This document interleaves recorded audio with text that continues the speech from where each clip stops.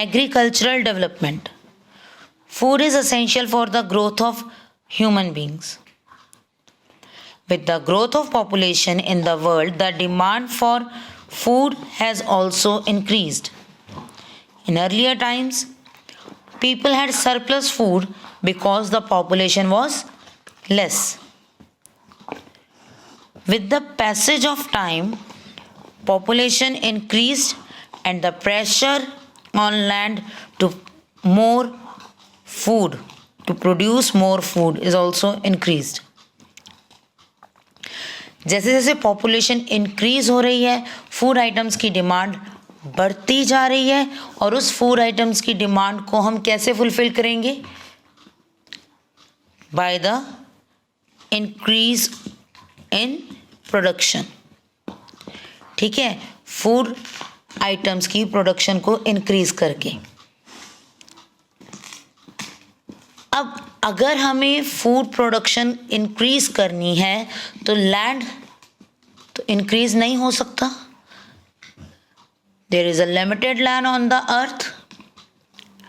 तो अब इसी लिमिटेड लैंड को यूज करते हुए हमें अपनी प्रोडक्शन हाई करनी है. So in this situation people develop new techniques. लोगों ने नई टेक्निक्स को डेवलप किया एग्रीकल्चर की. For example modern equipments, HYV seeds, fertilizers, pesticides.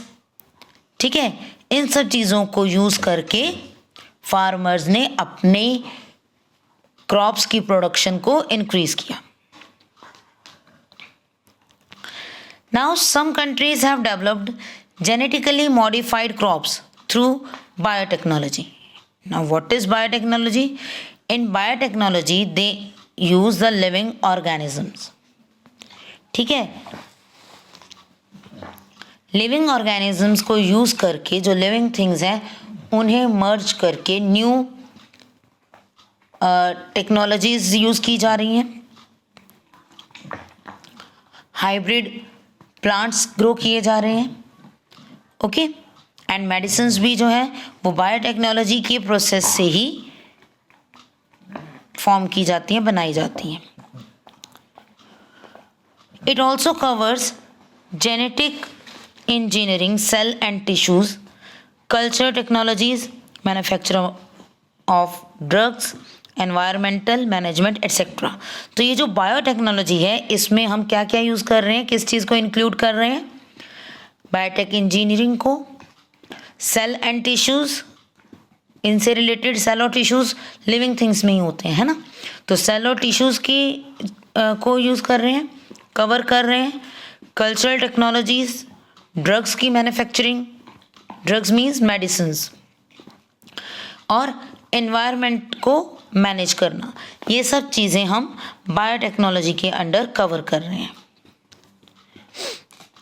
The higher yield is produced by introducing foreign genes from different species. अब biotechnology में क्या होता है, डिफरेंट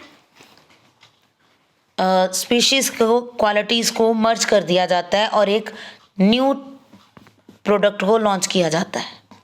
ठीक है, किसी का कलर अच्छा है, किसी का टेस्ट अच्छा है, कोई जल्दी ग्रो कर रहा है, तो इन सब क्वालिटीज़ को मर्ज कर लिया जाता है through the biotechnology.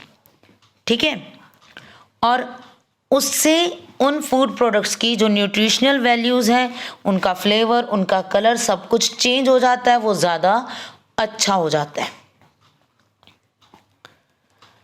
The use of genetically modified crops is still limited. अब जेनेटिकली हम उनको चेंज तो कर रहे हैं कि फॉरेन जीन्स मतलब दूसरे किसी तरीके के फूड क्रॉप्स को हम एक दूसरे फूड क्रॉप्स के साथ मर्ज करके एक न्यू हाइब्रिड प्रोडक्ट जो है, हाइब्रिड क्रॉप जो है वो ग्रो कर रहे हैं. ठीक है, बट इस तरह की जो क्रॉप्स हैं वो अभी भी लिमिटेड हैं. अभी इन पर एक्सपेरिमेंट्स हो रहे हैं, न्यू जो हाइब्रिड प्लांट्स हैं, क्रॉप्स हैं, वो ग्रो की जा रही हैं. ओके, और साइंटिस्ट बिलीव करते हैं कि modified crops can help the environment by reducing the problem of pesticides.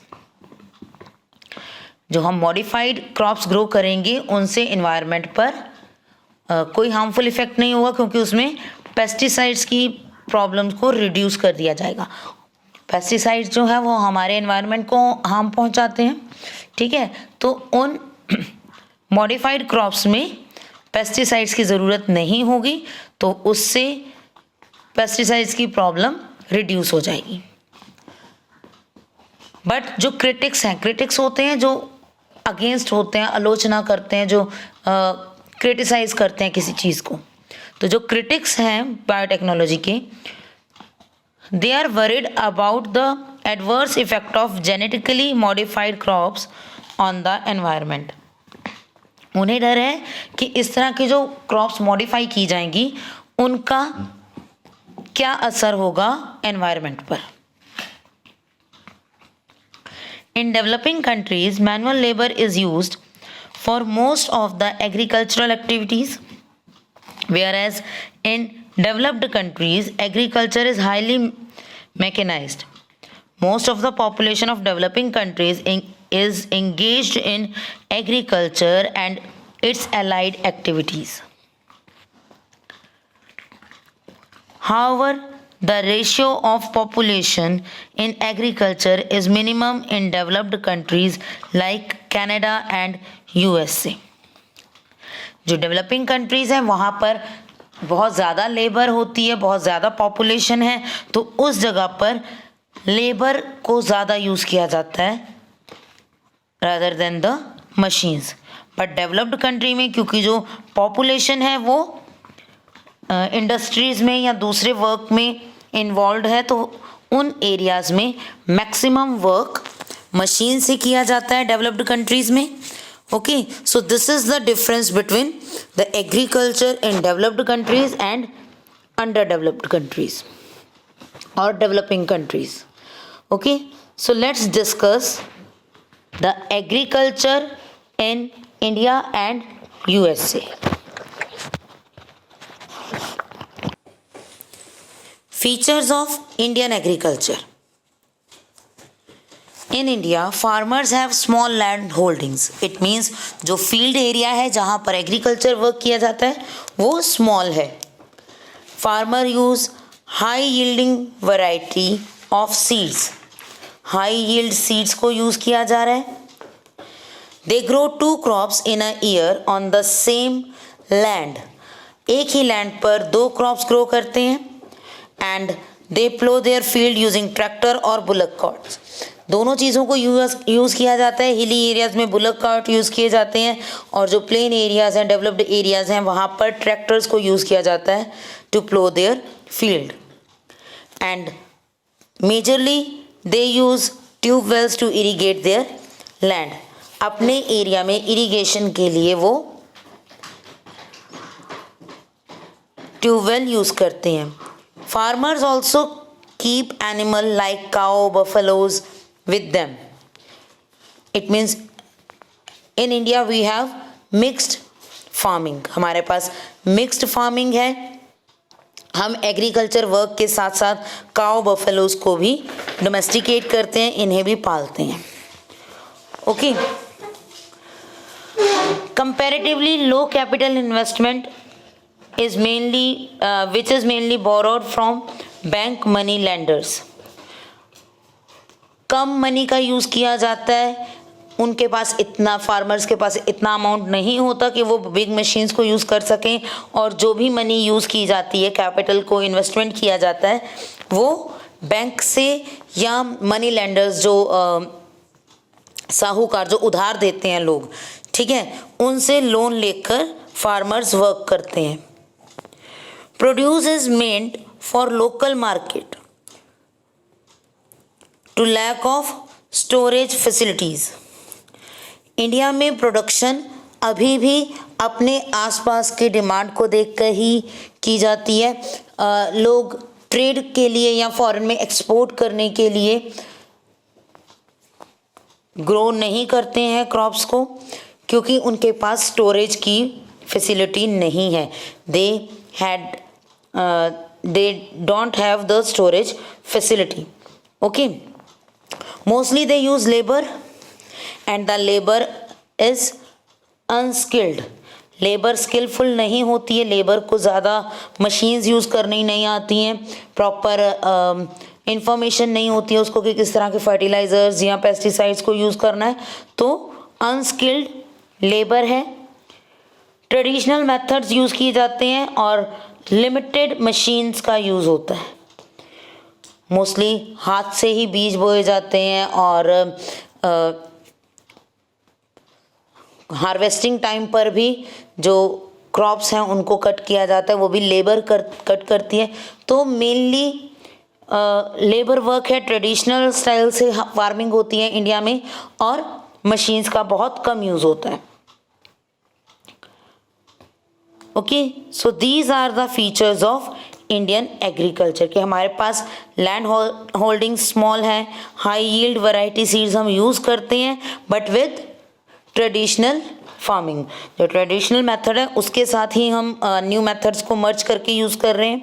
Okay, और 2 क्रॉप्स ग्रो करते हैं सेम लैंड पर। ट्रैक्टर्स और बुलक कार्ट्स के साथ ही प्लो किया जाता है फील्ड को। ओके, और लिमिटेड यूज़ होता है मॉडर्न टेक्निक्स का। अनस्किल्ड लेबर है हमारे पास और comparatively low capital investment as compare to USA में बहुत बड़े लैंड होल्डिंग्स हैं, बहुत ज़्यादा यूज़ किया जाता है मशीन्स को, बिग मशीन्स को, तो वहाँ पर इन्वेस्टमेंट ज़्यादा होती है फार्मिंग में। Okay, so now let's discuss the features of agriculture in USA.